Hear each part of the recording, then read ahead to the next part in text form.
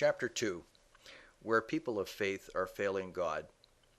Are those who believe in Jesus smarter than everyone else? Somehow we looked up and we were able to see what others cannot.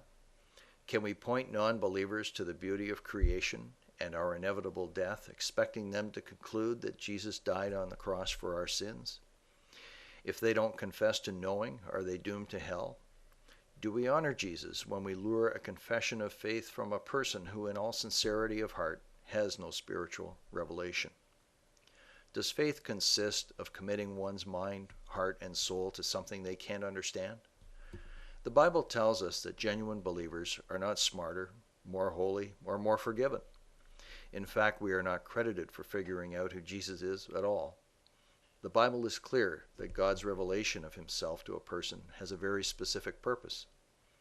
The Bible tells us just as clearly that those who are given the gift of faith must prove faithful. Jesus said those who trust him will obey his teachings and that they will be recognized by their fruit. Jesus taught us that those of us who know the truth are far more accountable, and those who do not are less accountable. Jesus could not have been more clear, and yet somehow many have missed it.